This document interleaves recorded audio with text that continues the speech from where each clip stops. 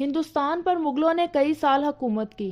اس عرصہ میں انہوں نے ہندوستان کے کئی شہروں میں بہت سی ایسی عظیم الشان عمارتیں بھی تعمیر کروائیں جو آج بھی اسی شان و شوکت کے ساتھ کھڑی ہیں۔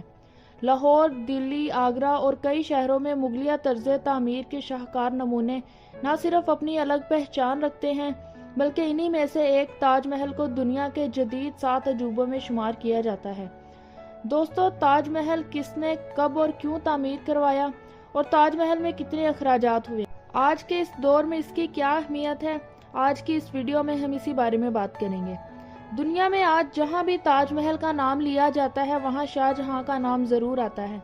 مغل شہنشاہ جس کا اصل نام شہاب الدین محمد خرم تھا، 1592 میں لاہور میں پیدا ہوئے۔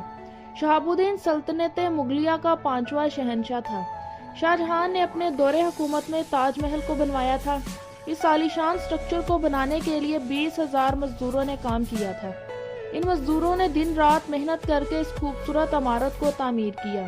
تاج محل 1 یا 2 سال میں نہیں بنا بلکہ یہ پورے 22 سال کے طویل عرصہ میں بنایا گیا تھا۔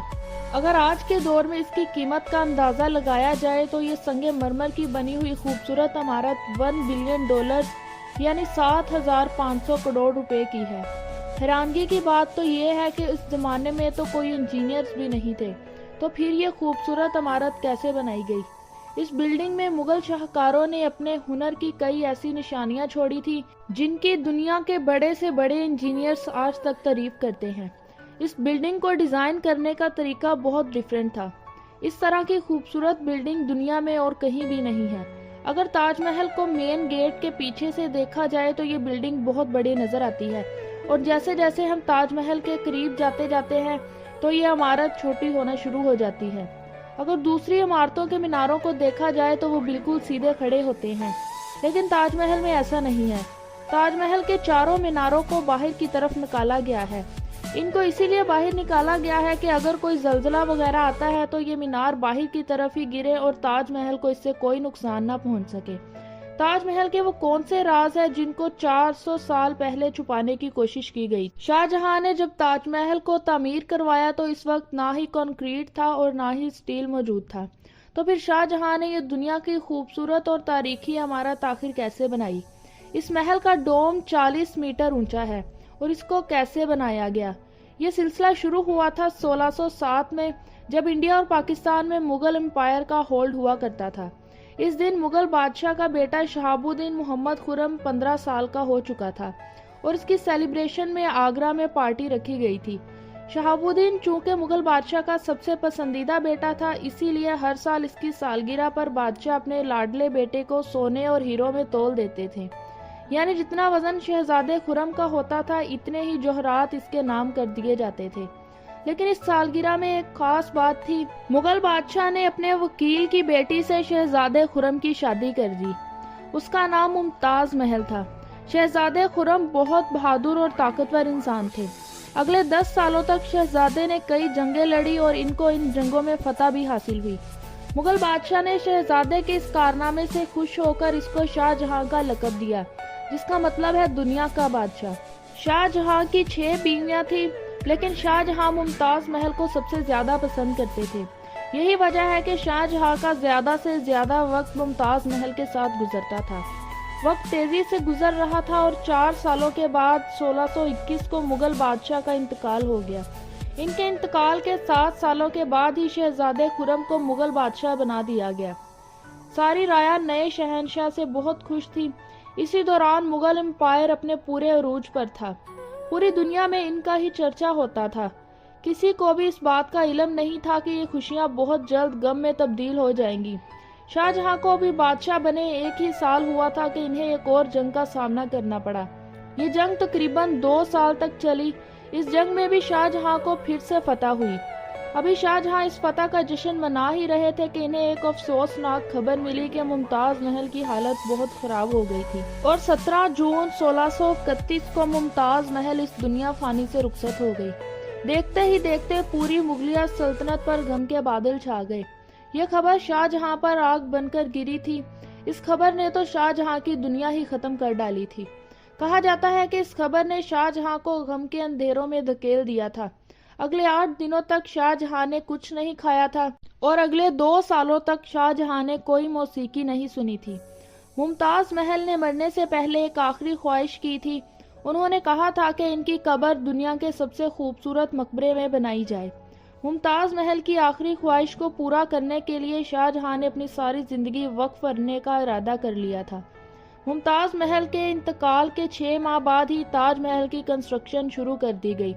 2000 سے زائد مزدوروں نے پتھر تراشے اور اس کام کے لیے پوری سلطنت سے مزدوروں کو اکٹھا کیا گیا۔ ممتاز محل کی قبر یمنا ریور کے پاس تھی، اسی لیے دنیا کی سب سے خوبصورت بلڈنگ کو بنانا اتنا آسان نہیں تھا۔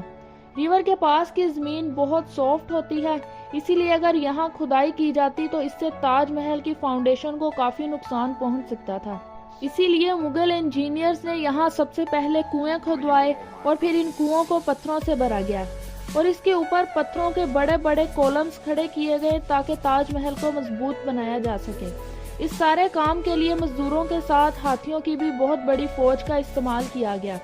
تاج محل کے ڈیزائن کا آئیڈیا شاہ جہاں نے اپنے باپ دادا کے مقبروں سے لیا تھا۔ شاہ جہاں نے باپ کے مقبرے سے میناروں کا آئیڈیا لیا اور اس نے اپنے دادا کے مقبروں سے بلڈنگ کور کا آئیڈیا لیا۔ اپنے انکل کے مقبرے سے ڈوم کا آئیڈیا لیا اور اسی طرح تاج محل کا ڈیزائن بن چکا تھا۔ جب ان سب کو کمبائن کیا گیا تو ایک شاندار اور خوبصورت مقبرہ ابھر کر سامنے آیا۔ تاج محل کو بنانے کے لیے لاتعداد پیسے بھی بہائے گئے تھے۔ اس کی تعمیر کے لیے لاکھوں کی تعداد میں اینٹیں بھی بیک کی گئی تھی۔ تاج محل کی تعمیر میں اتنا پیسہ خرچ ہو رہا تھا کہ ہر گزرتے دن کے ساتھ شاہی خزانہ خالی ہوتا جا رہا تھا، لیکن شاہ جہاں کو اس سے کوئی فرق نہیں پڑ رہا تھا۔ اسے بس جلد از جلد اس مقبرے کو کمپلیٹ کرنا تھا۔ تاج محل کی کنسٹرکشن میں اتنے لوگ لگائے گئے تھے کہ آس پاس کے علاقے کے لوگوں کے پاس کھانے کے لیے بھی کچھ نہیں تھا۔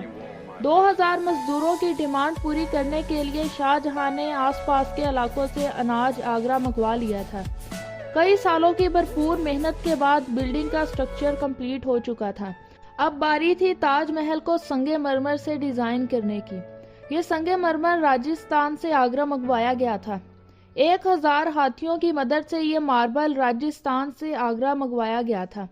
تاج محل کی خاص باتوں میں ایک بات یہ بھی شامل ہے کہ تاج محل دن میں 4 مرتبہ اپنا رنگ بدلتا تھا۔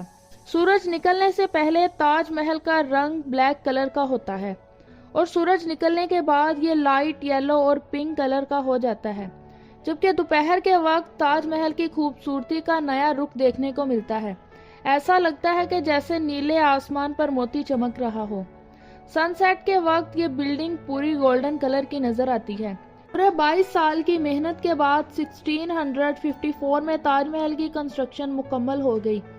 شاہ جہاں اپنی بیگم کی یاد میں دنیا کا خوبصورت ترین مقبرہ بنانے میں کامیاب ہو چکا تھا۔ شاہ جہاں نے اس محل کا نام ممتاز محل سے تاج محل رکھ دیا۔ شاہ جہاں کا یہ خوبصورت محل مکمل تو ہو گیا تھا، لیکن اس نے مغلیہ سلطنت کو تباہی کے کنارے پر لا کر کھڑا کر دیا تھا۔ 4 سالوں کے بعد 1958 میں شاہ جہاں کے اپنے ہی بیٹے نے تخت الٹا دیا اور خود بادشاہ بن گیا، اور اس نے اپنے والد کو قیدی بنا کر آگرہ فورٹ میں قید کر دیا۔ صرف ایک فیسلٹی ایسی تھی جو شاہ جہاں کو دی گئی تھی، اور وہ یہ تھی کہ جس کمرے میں شاہ جہاں کو قید کیا گیا تھا اس کی کھڑکی سے تاج محل نظر آتا تھا۔ 8 سال قید میں رہنے کے بعد 74 سال کی عمر میں شاہ جہاں اس دنیا سے الوداع کر گئے۔ شاہ جہاں کو ممتاز محل کے ساتھ ہی تاج محل میں دفن کر دیا گیا۔ امید ہے آپ کو یہ ویڈیو پسند آئی ہوگی۔ اس طرح کی مزید ویڈیوز دیکھنے کے لیے ویڈیو کو لائک کریں اور چینل کو سبسکرائب بھی کریں۔